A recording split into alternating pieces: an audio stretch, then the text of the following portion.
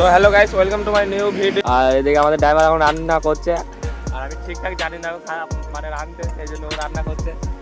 তো তোমরা দেখতে থাকো কি রান্না হচ্ছে, বলো কিছু। মাটন তো মাটন রান্না হচ্ছে আমাদের এখানে।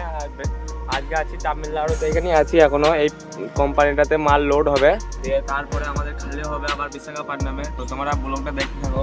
দিয়ে দিয়েছে কাঁচা লঙ্কা, দিয়ে দিয়েছে কাঁচা লঙ্কা দিয়ে কষে নিচ্ছে, কাঁচা লঙ্কা পেঁয়াজ দিয়ে।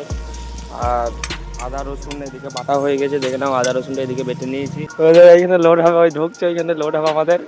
আজকে লোড হবে না বলছে, কালকে লোড দেবো। আজকে লোড দেবে না, কালকে লোড দেবে। কালকে লোড দিয়ে 12টার মধ্যে আমরা এখান থেকে বেরিয়ে যাবো।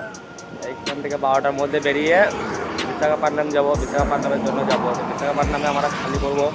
গাড়িটা এখানে আছে, গাড়িটা কেমন লাগছে তোমরা কমেন্টে বলো যে গাড়িটা কেমন লাগছে গাড়ি। তো এখানে বিশাখাপট্টনমে আমরা গিয়ে বিশাখাপট্টনমে খালি করবো। এখানে খুব অসুবিধা হয়েছে খাবার দাবার, মানে এখানে সব বুঝতে পারছো তোমরা, টক যে জানো। এখানে প্রচুর টক, খাবার দাবার সব টক, মানে যে জিনিসটাই খাবে সেই জিনিসটাই টক, ঠিক আছে। সেই জন্য খেতে পারছি না কিছু হোটেলে মোটেলে। আর আমরা এই জন্য রান্না করে নিচ্ছি, রান্না করেই খাবো এখন।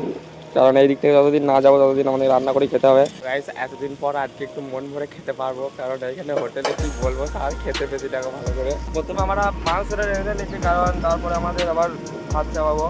हम लोगों को कभी भी बुलावा आ सकता है गेट के पास, 2 बजे बुलाएगा। হ্যাঁ, দুটোর সময় মানে আমাদেরকে ডাকবে, দুটোর সময় আমরা যাবো, গাড়ি ওই জন্য আমরা খাবার দাবার বানিয়ে একটু রেডি হয়ে যাচ্ছি। এখন খাবার দাবার বানিয়ে নিচ্ছি, কারণ খানিক পরেই ডাকবে আমাদেরকে দুটোর সময়। তো দুটোর সময় আমরা গাড়ি ভরে দেবো। গাড়ি ভরে দেওয়ার পর আজকে আর লোড দেবে না বলতে, কালকে লোড দেবে সকালে।